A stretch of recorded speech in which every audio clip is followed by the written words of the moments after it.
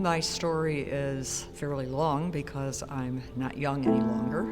I'm 74, and that means I was born back during World War II. I grew up in a very traditional family. Life was around church and school and scouts. My family pretty much believed that if you just followed the rules and did the right things, that you'd get the right results, but that's not the way my life turned out to be.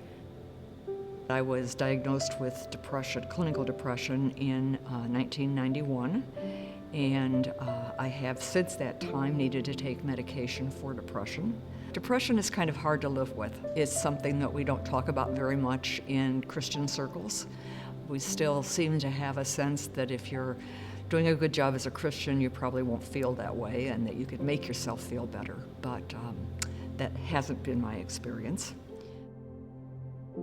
Another thing, of course, that did happen during my life is that in 2001, my husband and I had just begun a period of kind of reconnecting. Our kids had begun to grow up.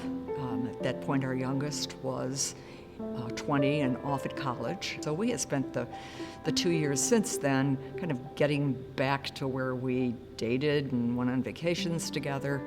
And then he had a heart problem in 2001, which led to triple bypass surgery.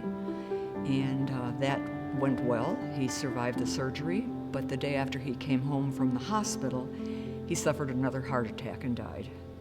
And we actually were in the emergency room at Central DuPage Hospital when that happened, and they were not able to revive him, even though we were right there. So I was 56 at the time, he was 57, and that changed everything that day. When you lose a spouse, regardless of how old you are, it just changes everything. We had been together since we were 18 and 19 years old in college, and you can't imagine how it changes your life. It changes everything that you dreamed about, everything that you had expected. And to this day, I still wish so much that he were still here to see our grandchildren. On the 29th, our youngest son, Rob, is graduating college, and his father would have so loved to see him walk across that stage. And those things just can't be.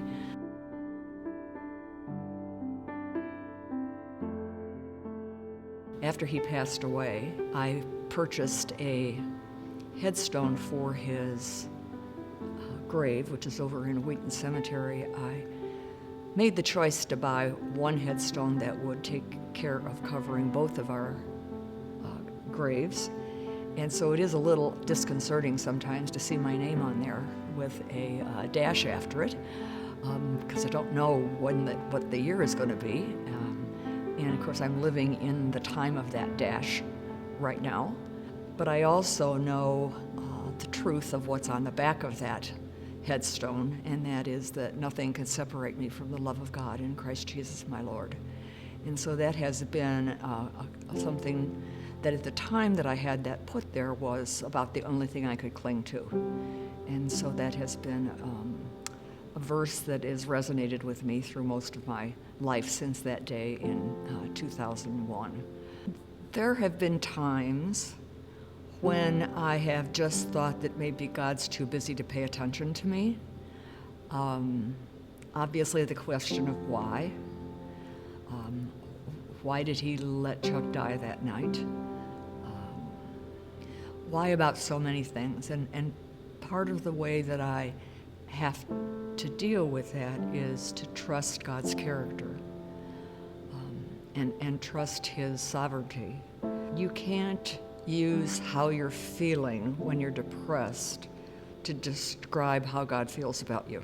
You have to depend on what you know. If I were to make some recommendations to somebody else is, if you're feeling those things, don't be afraid to seek help. And if you're with someone that has that, they need some help. They need you to gently help them get help. And those of us that are here in the church, we need to be sensitive to that too, because generally the church is the last place that people want it to be known that they're depressed. And that is one of those things that I really feel the need to speak publicly about. When I look back over my life, I want to see a number of things that would still be ahead of me now. I took a missions trip about 10, 12 years ago to Guatemala. I want to do a couple more of those, not sure where. I want to see my grandchildren grow up, know the Lord, love the Lord, and serve the Lord in their lives. I want to be able to look at the work that I'm doing now with the children on Sunday morning and see some of them grow into young adults as well. I want to see this congregation grow and have an impact here on this community.